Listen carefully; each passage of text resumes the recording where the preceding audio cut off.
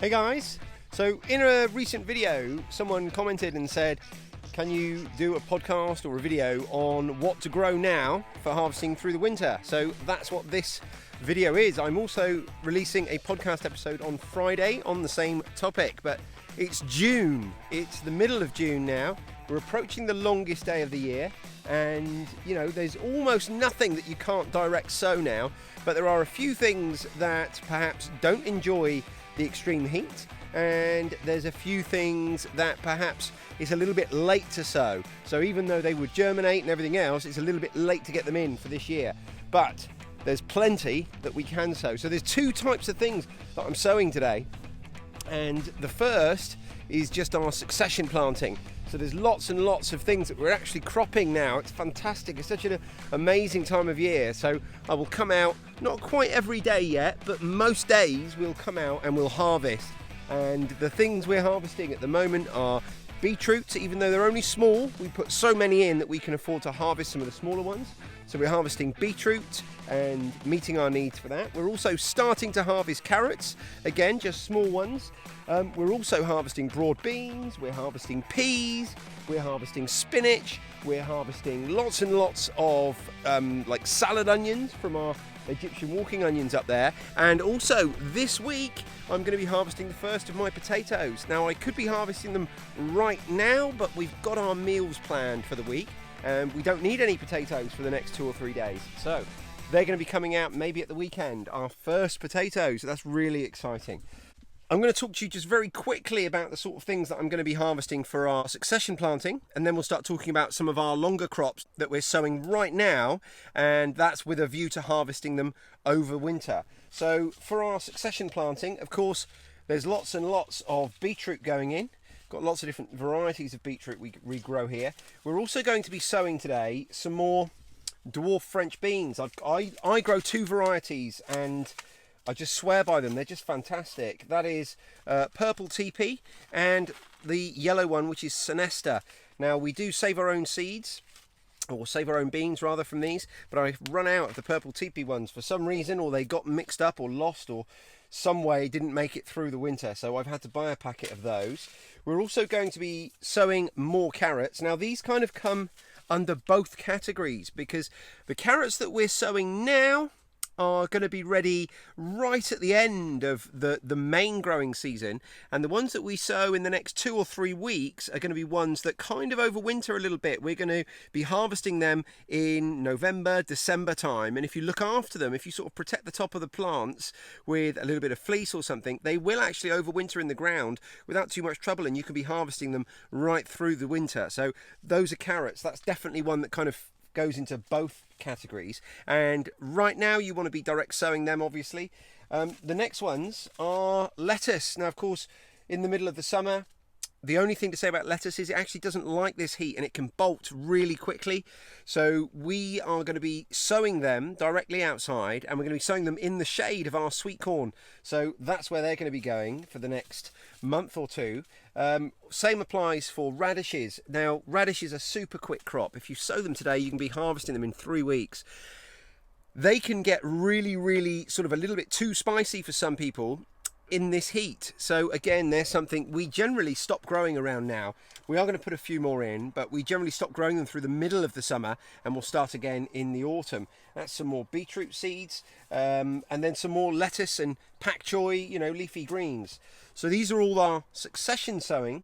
In terms of plants that we're putting in the ground now, seeds that we're sowing now with a view to harvesting at winter time, we've got another tremendous variety, and we're going to start with some swede. I've got 2 varieties here. I've got Growy and I've got Invitation. Now Growy are what we grew last year. Invitation are what I've already got some in the ground of, and we're going to sow a few more now. Now the ones that we've got out there, I sowed in my polytunnel here, and we planted them out as seedlings.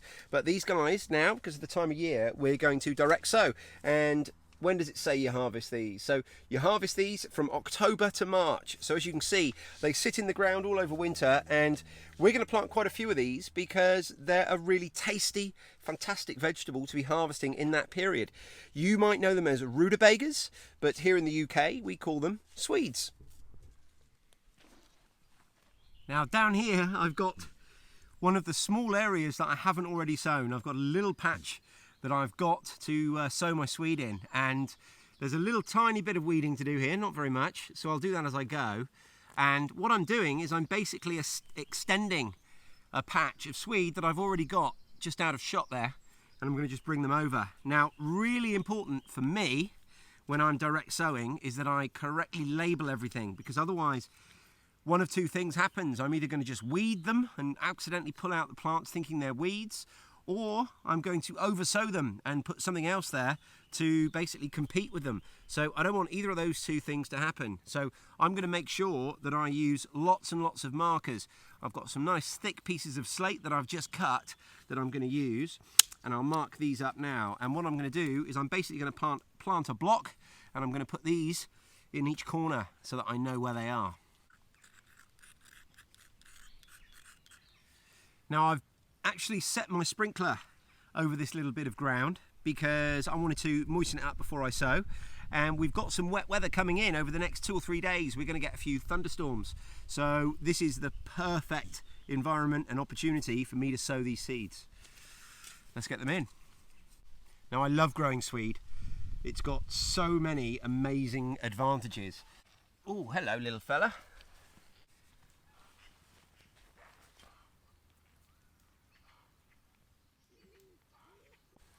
So firstly, the seeds are incredibly cheap. You get quite a lot in a pack. So for someone like myself, who is always thinking frugally and trying to save money, that's a great start. Next up, they're just super simple. Swedes are something that we, once they're established, we just have had no trouble with them. They're such a forgiving plant. They require such little attention and protection, and in my book that's a huge win. Now, of course, you've still got to worry a little bit about slugs and things when they're seedlings, but once they get up and running, they'll take care of themselves.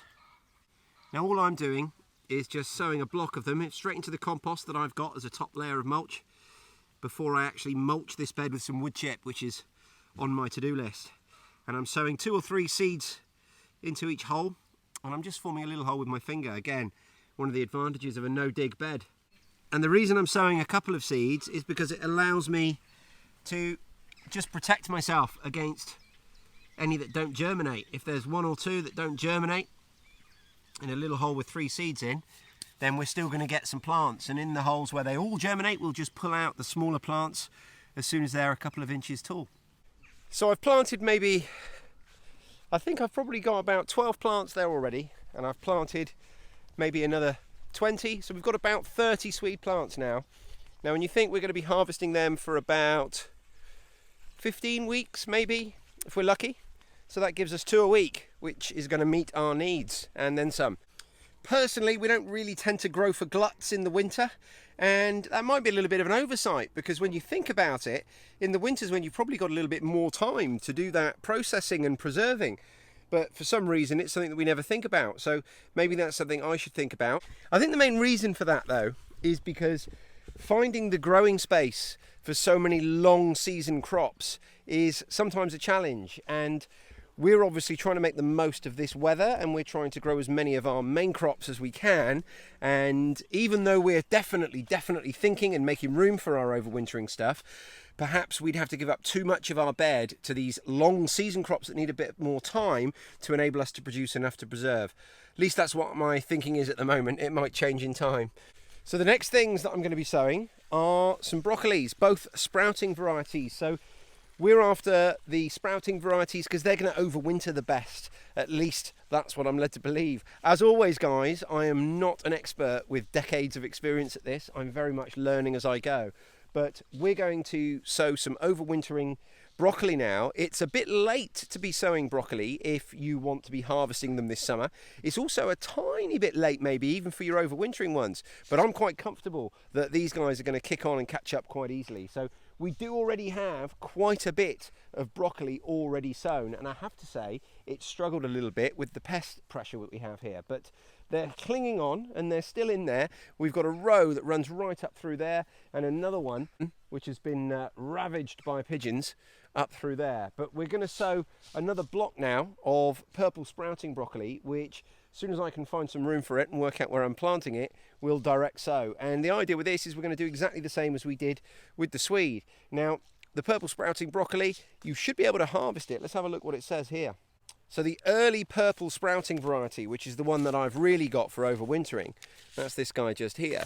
It says that you're harvesting it from February to May. So for me, that's fantastic. That's that hunger gap. That's when we are really struggling for produce. And it's something, this guy is something I really missed a trick on, having not grown it last year. And I really felt that in the hunger gap in this springtime. So we're going to definitely find a space to put some of these in now. And we're also actually going to module sow some of these ready to plant out as seedlings when some of our potatoes come out. So as you can see over here, I've mentioned earlier that we're on the cusp of harvesting some of our potatoes, and within the next 3 weeks all of these potatoes and all of these potatoes will be coming out, and that's going to free up a load of space, and I want a load of things ready to go in, among them purple sprouting broccoli. So I'm going to sow some of these direct and the rest we're going to sow in seed modules. So I've just extended this block of purple sprouting broccoli with a few more that I've sown now. I've had to free up a little bit of space by harvesting some radishes. This time of year it can be really easy to leave your radishes in the ground too long, so don't be scared to pull them up when they're fairly small, because like I say, they will get really hot and spicy if you leave them too long. So now I'm going to go and sow some of these in some seed modules. So I've sown 5 or 6 seeds per module there, so that'll give me a good 20 or so plants, even by the time I've discarded a few of them. And like I say, most of the reason why at this point of the year I'd be planting in modules, because traditionally for me, I'm a huge fan of direct sowing because it's just less work. You don't have to worry about watering, you don't have to worry about making the mistakes that we as humans make by interfering with the plant.